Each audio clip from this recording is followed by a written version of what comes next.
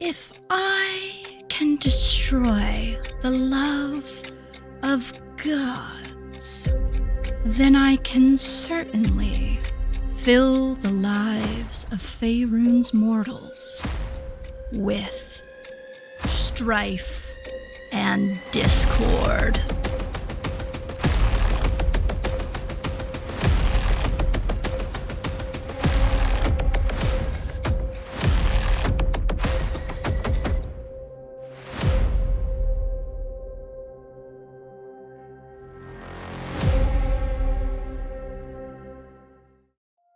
Such an eloquent quote by Cyric at his trial for the fatal betrayal of his friends. Once a mortal man, a slave, actually, and an opportunistic thief, he struck out in life as a cynical anti-hero who just wanted to be free, before he was unfortunately overcome by the worst aspects of his nature and developed a hunger for power and violence. A self-centered, smug, sadistic, and petty individual who's misanthropic to a fault and enjoyed manipulating individuals into ruining or ending their own lives, a real charmer. Cyric was the god of lies, trickery, and strife, holding dominion over tyranny, murders, lies, death, intrigue, and illusion. On Marpaneth 15th, in 1358 DR, during the time of troubles, Cyric ascended to godhood and took on the portfolios of strife, murder, and death, along with nearly all the worshippers of Bane, god of tyranny, Baal, god of murder, and Merkel, god of death and decay. The Church of Cyric is widely and justly hated across all of Faerun, for the Dark Sun's followers are pledged to spread strife and murder everywhere. But here's the thing. Cyric doesn't wake up one day as a god and decide, yes, today I will commit cosmological terrorism. His whole arc is basically one long spiral of a man who cannot tolerate vulnerability in himself or in anyone else. Cyric starts life with one core belief: you're alone, trust is a trap, and love is just a leash someone uses to control you. As a mortal, he internalizes the idea that closeness is dangerous and temporary, and that the only real safety is making yourself untouchable. And for a while, he almost proves himself wrong. Because when Cyric becomes an adventurer, he does find genuine camaraderie, especially with Midnight, the mortal name of the woman who later becomes Mystra, the goddess of magic. It's one of the few times in his story where he brushes against something like loyalty or softness or even hope. And it terrifies him. Not because it isn't real, but because it is. And Cyric doesn't know how to live with intense feelings without turning them into something he can control. So when Midnight bonds with Kelvmore, Cyric doesn't process that as two people fell in love. He processes it as, I've been replaced, I've been rejected, I'm the joke again. And jealousy for Cyric is never just jealousy. It becomes a worldview crisis. Because if love exists, real love, loyal love, then Cyric's philosophy collapses. It means he's wrong.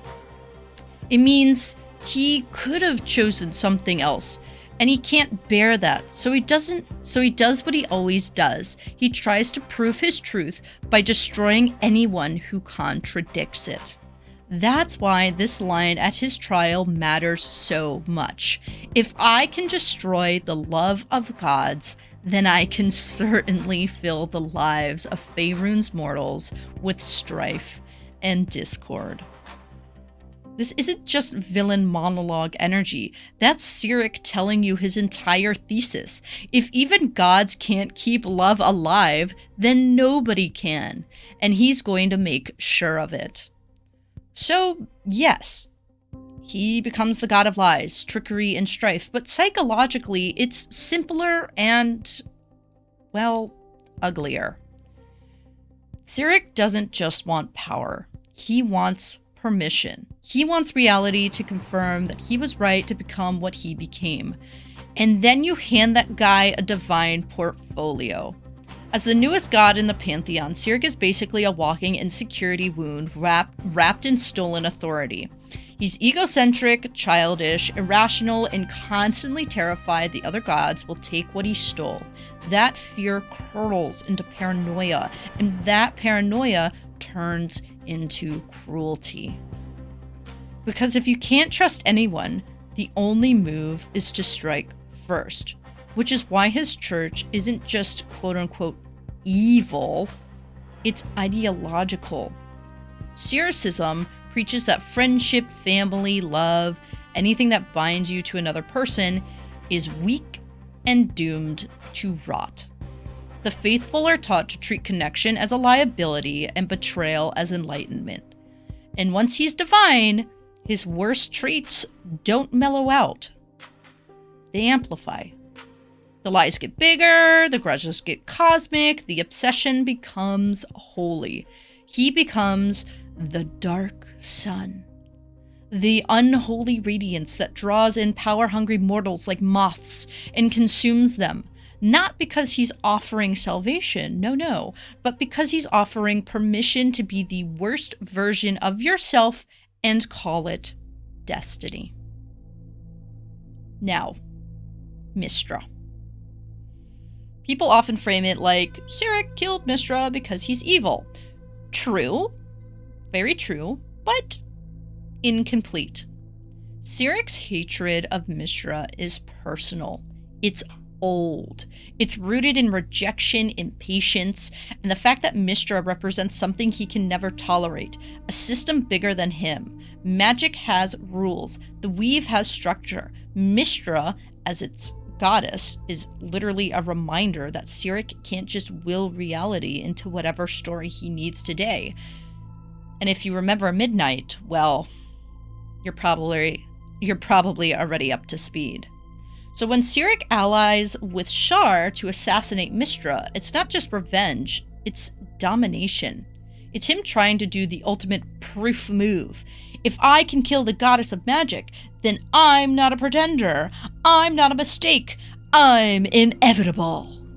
And the result is the spell plague. Mystra's death collapses the weave and sends magic into catastrophic chaos across Toril and beyond.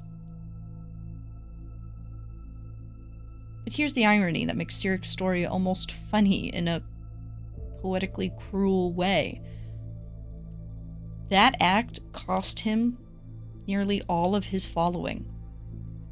Because when you break the cosmos, even your fans start to ask if maybe you've taken things a bit too far. And Cyric does not handle consequences well. The Syringe said this propaganda structure meant to convince minds plays a role in driving him deeper into delusion and madness until he starts treating his own fantasies, half-truths, and paranoia fixations as reality itself.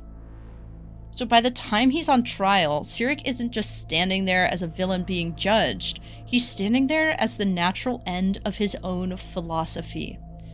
A man who couldn't trust, a god who couldn't share, a power that couldn't tolerate love existing anywhere near him, because it reminded him what he refused to be. And that's why Cyric's evil feels so personal. It's not, I want to rule the world, it's, I want the world to prove I was right to become a monster. And ultimately, he taught the world what happens when truth is too painful to face. Eos Solar put it best. Cyric was a mistake, an exception that will not be permitted a second time. If you want more deep dives into the D&D gods, villains, and mythologies that shape the realms, go ahead and like the video, subscribe, and ring the bell so you don't miss the next descent into madness. Thanks for watching, and may your dice roll be kinder than Cyric ever was.